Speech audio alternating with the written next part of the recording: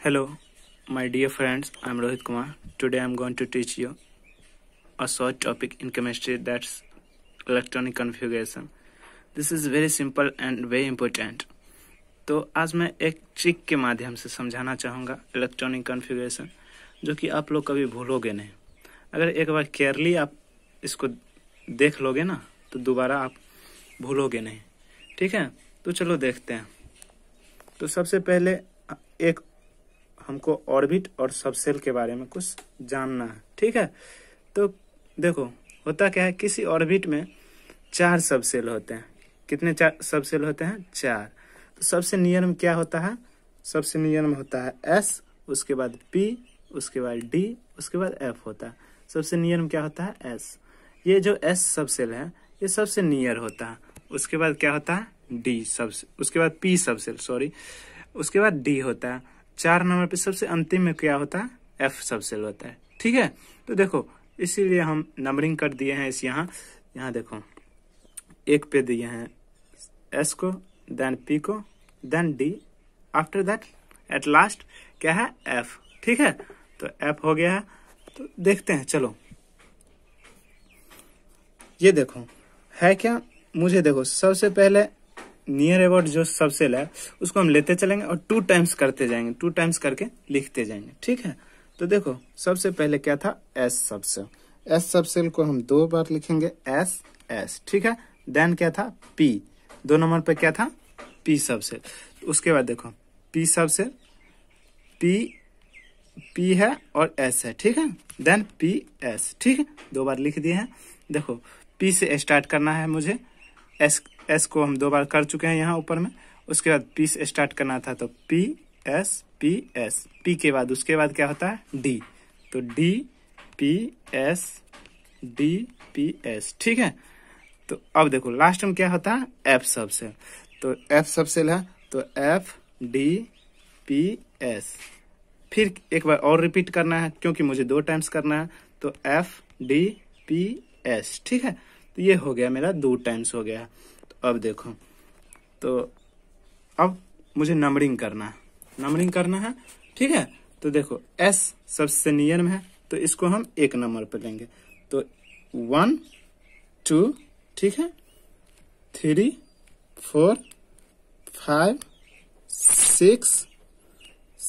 6, उसके बाद देखो 7 हो गया। उसके बाद 8, यहाँ देखो 8 है ना।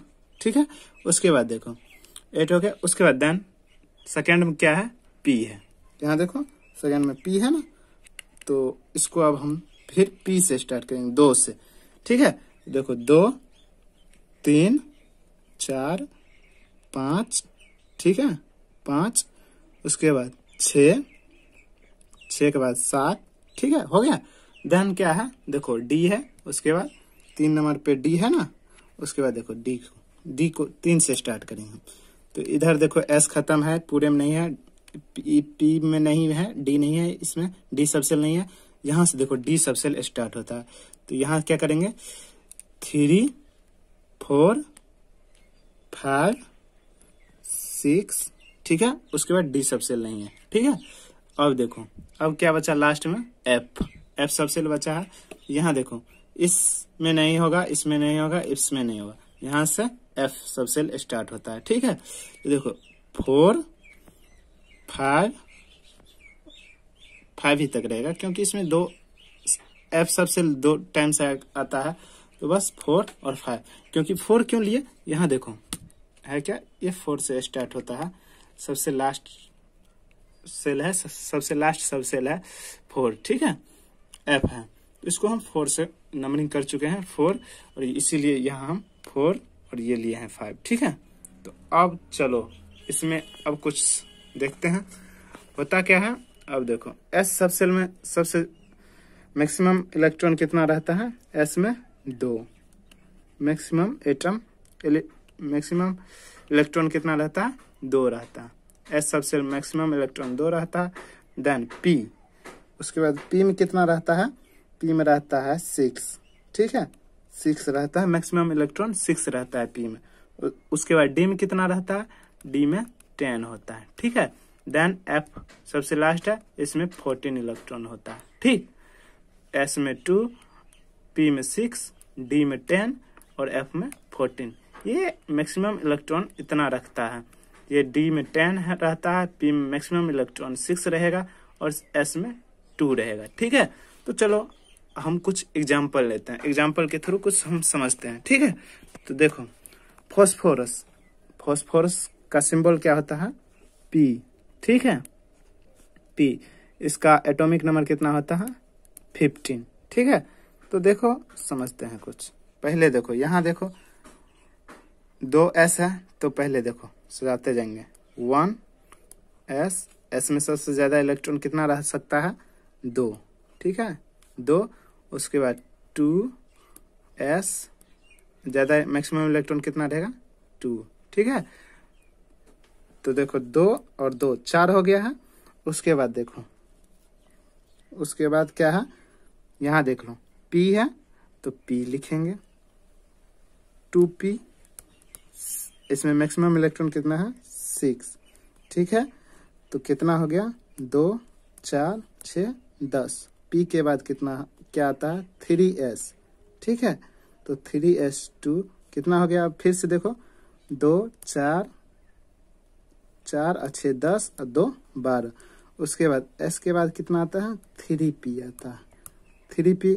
अब देखो मुझे क्योंकि 10 और 2 12 हो चुका है, अब मुझे 3 ही इलेक्ट्रॉन, इसमें कितना रहेगा? 3। ठीक है, तो ये मेरा कंप्लीट हो गया, ये मेरा इलेक्ट्रॉनिक कॉन्फ़िगरेशन कंप्लीट है। इसमें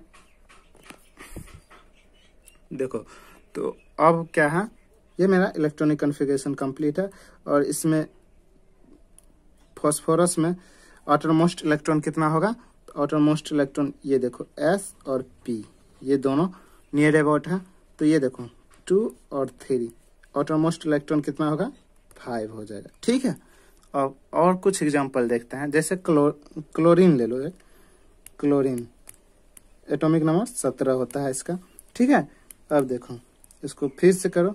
1 S में कितना? मैक्सिमम 2 रहता है, फिर 2 S में मैक्सिमम 2 होता है, मैक्सिमम इलेक्ट्रॉन 2 होता है। देन क्या होता है? 2P में 6 होते हैं।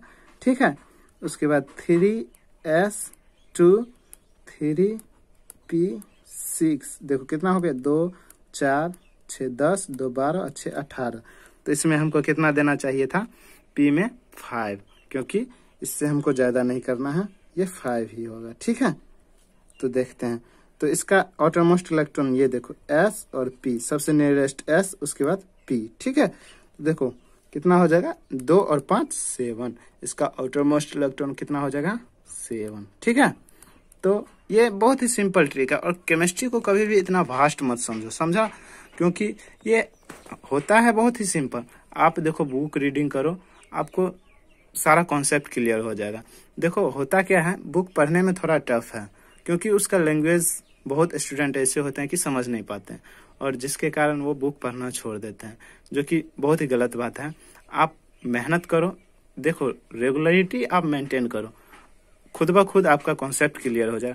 होता है देखो कभी 2-4 दिन आपको प्रॉब्लम होगा, धीरे धीरे आप अगर रेगुलरिटी मेंटेन कर दोगे ना, तो फिर होता क्या है, आपको उसमें इंटरेस्ट आ जाएगा। अगर इंटरेस्ट आ गया तो फिर आप समझ सकते हो